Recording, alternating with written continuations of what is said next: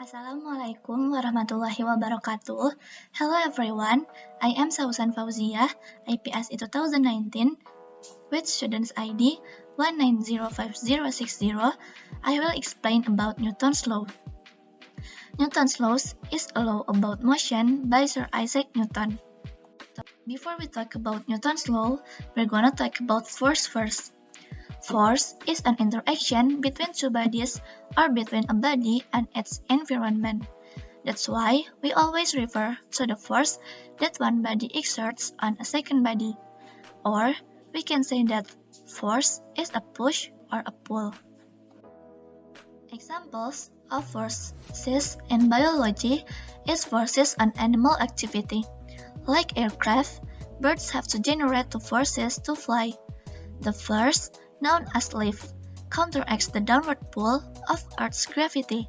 The second force, called thrust, counteracts air resistance or drag, and pushes the bird forwards. Generally, in technology, plane has similar concept with force on bird when it is flying. Next is friction force.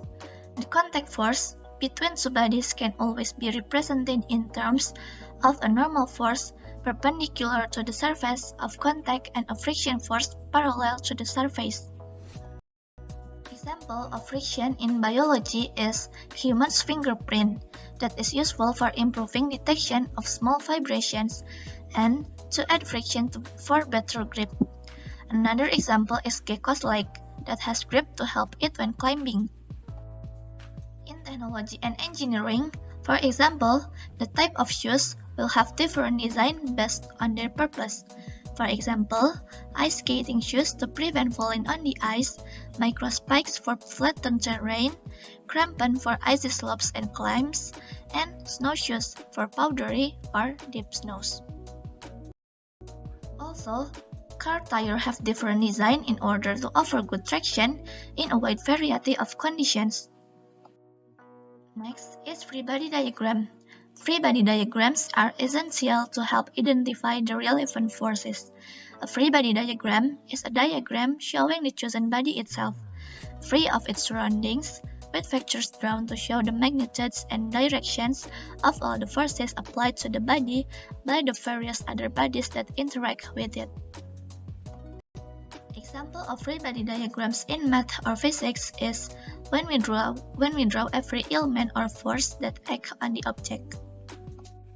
In biology, for example, in human activities, there are some forces act on them, for example, when they are diving, running, or jumping. Next, we're gonna talk about Newton's first law. The keyword in Newton's first law is continuous. An object continues to do whatever it happens to be doing unless a force is exerted on it. If the object is at rest, it continues in a state of rest. Or we can say in Newton's first law, a body acted on by no net force moves with constant velocity, which may be zero and zero acceleration, or sigma f equals 0. Examples of Newton's first law in math or physics. This is the diagram that shows the relationship between the time and the velocity that is constant. In biology, for example, if the wrestler has fat mass, that means his inertia is increasing, which could decrease agility and quickness. In technology, suspension bridge, the bridge weight pulls it down, but the force is balanced by upward force from the pillars. Also, in hanging lampshade, its weight is balanced by the pulling force or tension of the cable holding it. Next is Newton's second law. A net force exerted on an object may make its velocity increase, or if the net force is in a direction opposite to the motion, the force will reduce the object's velocity. If the net force acts sideways on a moving object, the direction of the object's velocity changes. Since a change in velocity is an acceleration, we can say that a net force causes acceleration. We can say in Newton's second law, the acceleration of an object is directly proportional to the net force act on it, and it is inversely proportional to its mass. The direction of the acceleration is in the direction of the net force acting on the object. The acceleration depends on the mass of the object as well. The greater the mass, the less the acceleration for the same net force. Or the formula is A equals sigma F over m, or sigma F equals m times A. Example of Newton's second law. In biology, for example in humans and animals activity, that is skydiving or gliding in animal, the amount of air resistance a falling object encounters depends on the object's surface area. All gliding animals have evolved special structures that increase their surface area, for example, spreading out their ribs. In technology, parachute and hang glider are devices to help humans in the air. Parachute used to slow the human's motion, and hang glider gives humans such as wings, so they can fly. Another example in technology and engineering is high-performance motorcycle that made as light as possible and use the most powerful engine possible to maximize the acceleration. Next, we're gonna talk about Newton's third law. If body A exerts a force on a body B, or an action, then body B exerts a force on body A, or a reaction. These two forces have the same magnitude, but are opposite in direction. These two forces act on different bodies. In the statement of Newton's third law, action and reaction are the two opposite forces. We sometimes refer them as an action-reaction pair.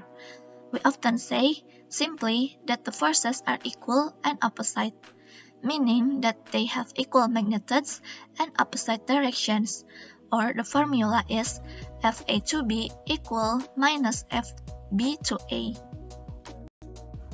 Example of Newton's third law in biology, for example in humans and animals locomotion.